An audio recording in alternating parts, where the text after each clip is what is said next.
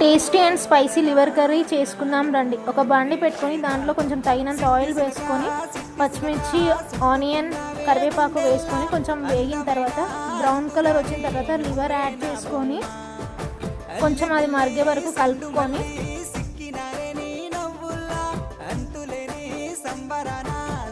మరిగిన తర్వాత కొంచెం ఒక 2 టమాటాలు కట్ చేసుకొని యాడ్ చేసుకొని కలుపుకోవాలి. దాని తర్వాత తగినంత అల్లం వెల్లుల్లి పేస్ట్, కొంచెం పసుపు వేసుకొని బాగా మిక్స్ చేసుకోవాలి. మిక్స్ అయిన కొంచెం మళ్ళీ మరిగాక కలుపుకొని తగినంత కారం, తగినంత సాల్ట్ వేసుకొని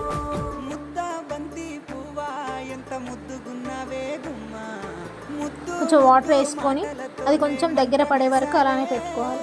లాస్ట్లో కొంచెం కొత్తిమీర వేసుకొని అంతే, టేస్టీ అండ్ రెసిపీ రెడీ. మీరు కూడా ఈ రెసిపీ ట్రై చేసి చెప్పండి ఎలా ఉందో.